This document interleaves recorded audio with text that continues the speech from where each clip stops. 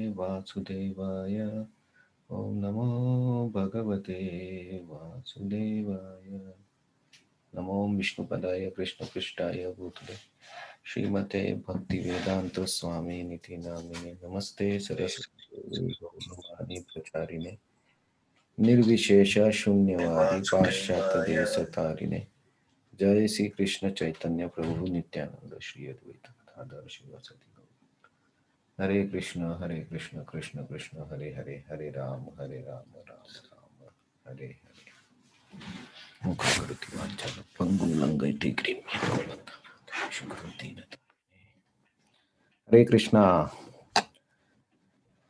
Thank you very much for joining.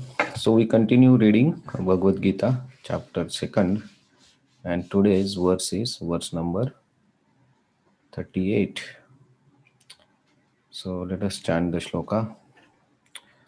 Sukha dukkhe same kritva सुख दुःखे समे कृत्वा labha labho jaya jayo लाभालाभौ Jaya जयौ tato yudhyaya yujyasva ततो युद्धाय युद्धाय युज्यस्व naivam papam avapsyasi. नैवं पापम अवाप्स्यसि Sukha dukkhe same kritva सुखदुःखे समे कृत्वा labha labho jaya ajayo लाभालाभौ Jaya जयौ to yudhaya yujyasva ततो ततो युद्धाय युज्यस्व nainam papam avapsyasi.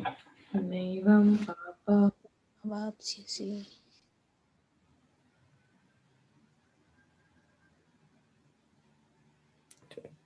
Please chant. सुख दुःखे समे कृत्वा लाभालाभौ जयाजयौ ततो युद्धाय युज्यस्व नैनं पापम् अवाप्स्यसि So let us see translation and purport. Srila Prabhupada. Do though fight for the sake of fighting without considering happiness or distress, loss or gain, victory or defeat, and by doing so you shall never incur sin. Purport. Lord Krishna now directly says that Arjuna should fight for the sake of fighting because he desires the battle. There is no distress, profit or loss, victory or defeat in the activities of Krishna consciousness. That everything should be performed for the sake of Krishna in transcendental consciousness. So there is no reaction to material activities. He who acts for his own sense gratification, either in goodness or in passion, is subject to reaction, good or bad. But he who has completely surrendered himself in the activities of Krishna consciousness is no longer obliged to anyone, nor he is debtor of anyone as one is in ordinary course of activities. It is said, Devarshi Bhuta Apta Nrunam Pitram Nakinkaro Nayam Runi Narajan Sarvatmanaya Sharanyam Gato Mukundam Pariritya Kartam. Anyone who has completely surrendered unto Krishna, Mukunda, giving up all other duties, is no longer a debtor or is obliged to anyone, nor the demigods, nor the sages, nor the people in general, nor kingsmen, nor humanity, nor forefathers. Bhagavatam 11.5.41. That is the indirect hint given by Krishna to Arjuna in these words, and the matter will be more clearly explained in the following verses. So, yesterday we saw Krishna after giving the knowledge about the soul, eternity of the soul, and perishness of the body, in both the ways, if you believe in soul or if you don't believe in soul, in both the ways, he explained that for Arjuna, the only best solution is to fight, because even if he dies, he will get heavenly planets, and even if he wins, he conquer and enjoy the kingdom. So he has given Arjuna, Krishna has given his decision, right? And now Krishna is explaining him how he should fight. It's not just fight means because because Krishna wants him to fight. So Krishna will also give instruction and guidance how he should participate in fighting, including killing of the enemies, and whatever the consequences that happen during the war. So here Krishna says that you should not be attached to the happiness, distress, loss, gain, victory, defeat. All these are the emotions, right? You see happiness and distress, loss, gain. All these are emotions related to the body. And when we are entangled in these emotions, we get attached. When we are attached, we get these emotions. Then we get more attached and we get reactions because we identify with the results. And when we identify with the results, then we get attached. And happiness distress is related to our own self.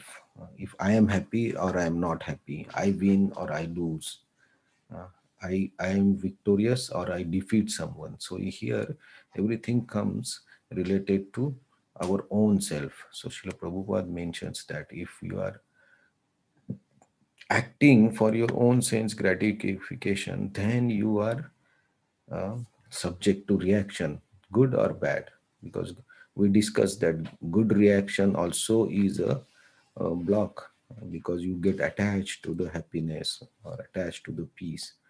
And to become a transcendentalist, we also don't need that because bhakti is above all this. So here, Krishna is taking the discussion to higher consciousness. Till now, just last verse he explained that if you win, you will get the kingdom. You will enjoy the kingdom. You will conquer and enjoy the kingdom. Or if you die, you will go to heavenly planets. So here, in last verse, both the results that Krishna mentions were related to what will happen to Arjuna. Uh, like in karma kanda session, like karma, you do some karma, you get results. So Krishna explained from that angle, whatever you do, whatever happens, the result, you will be in win-win situation. So you should fight. So you should stand and fight. So now here he is taking conversation to uh, little higher level of consciousness than the bodily consciousness, what I will get or what I will lose. That's why he's saying forget the result. Just yuddhaya, you just fight for fighting. So Srila Prabhupada also mentions, because uh, the shloka from Bhagavatam, where in general we are when we are living this life, day-to-day activities or whatever we do in this world, we are always runi. Have to always pay something back to demigods, sages, people who are around us, under whom we live, the society, forefathers. We become runi. We are debtor of all these people. So that's why there are, for grihasthas and everybody, there are yagyas mentioned, daily yagyas. But that is not possible now.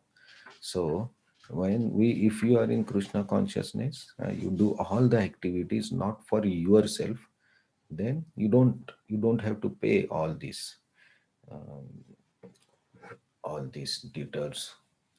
And here, one more point is very important point is papam. Krishna mentions papa avapasi. So main point that Arjuna was concerned in all his argument was the sin that he will incur when he kills his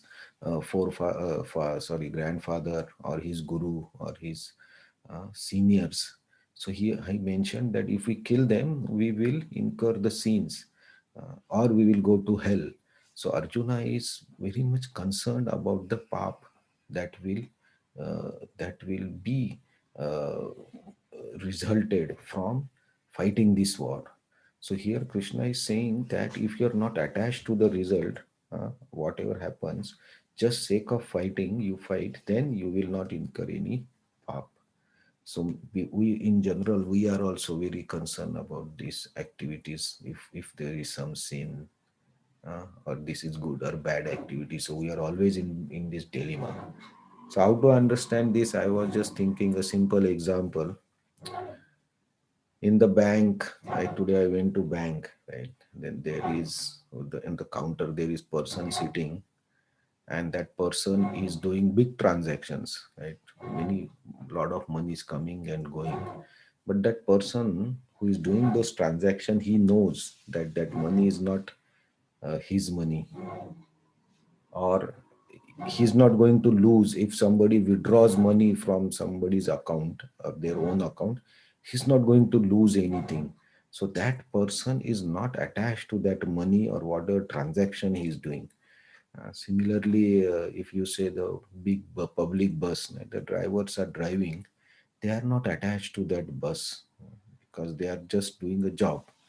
So, in these situations, when we are very much aware of our role in the process, then we are not attached to the results. But we get attached when the results are going to impact us. So if the money is going from my account, then we immediately become alert, and we check what is happening. If the somebody is driving our car, then we get attached. Oh, this is my car, if he's driving properly or not. So this sense of I and mine becomes the reason of attachment. So our activities were should be not for our satisfaction or our happiness, but it should be for it should be done in higher consciousness. And Srila Prabhupada mentioned transcendental consciousness. And I read these words, how to understand the transcendental consciousness is when you are doing some activities for Krishna, some sevas for Krishna, like we are just reading Bhagavad Gita every day. This is one of the part of bhakti, because Krishna says when you study Bhagavad Gita, you worship him by his intelligence. So we are worshipping him. So we should study irrespective of our situation. Today I want to do or I don't want to do, I want to hear or not. Whatever situation, we keep going. We saw um, yesterday, right? Sorry, no, that was different class. But our responsibility is just stick to the process, and if we follow the process, then we are uh, we are going to get to some destination. So that is the consciousness which is transcendental consciousness, that you always fix in your purpose, your goal, or your principle of the life, so that our surrounding situation, the external situations don't bother us. Yeah, they don't stop us from doing our uh, duties, like prescribed duties, you can say prescribed duties or your devotional services in consciousness to for the sake of Krishna. That Krishna, for job also, right? Some people say like, I have job, so how should I do the job? So the job, this job is also given by Krishna, so you have to do your job seriously. You do your best. It's no more. Arjuna fought with all the sincerity, with all the power, with all the intelligence. He fought in the war. He didn't sit down after reading Bhagavad Gita, right? So Krishna is telling Arjuna to fight. Say fight for the sake of fighting. So we have to do our job for doing the job. That's it. We don't worry what happens. And even if we win or lose in the job, we should not be attached to that. So this type of consciousness needs practice, right? You have to practice every day doing the activities. That's why it's called sadhana bhakti. We try to do sadhana every day, practice every day, and we train our mind and intelligence to be in the consciousness which is steady, which is firm on serving Krishna, but not our own senses or our own satisfaction. So all these emotions that Krishna is mentioned is actually satisfying our own senses, and he's saying you don't have to consider all these things. You just do your job. You fight sincerely. I will tell you how to fight, and you do that. And by this, you will not incur any sin. So you will be free from the karmic reactions, which is very important for our future and continuing this process of bhakti also. And by doing Krishna consciousness, we automatically avoid these reactions, and we avoid uh, paying back to all the six that, like Shastra says, we have to pay back to all these six entities when we live in this world. But by becoming Krishna conscious activities, we are not required to do this activity. So from here on, uh, Krishna will explain to Arjuna in a little bit higher consciousness. This is the linking verse, you can say, which links the karma kanda explanation, or karma and its result, and this verse, and the next, from the next verse it will go to buddhi yoga. So Krishna will start explaining the buddhi yoga, which is bhakti yoga, devotional service. And this verse is the link how we have to do the bhakti yoga. So here he gives the hint that okay, you don't have to get without considering happiness, distress. On how you have to do all these things, he will explain in the next verses, and that we will see from continue tomorrow. And this will help us in our this should help us in our day-to-day activities to get free from the attachments or emotions those are involved in several activities. So that we will see from tomorrow how Krishna wants us to act in our prescribed or swadharma or duties. Hare Krishna. Any other, if anybody wants to add any realizations, any comments, or any points that expand this verse or discussion, then please feel free to add.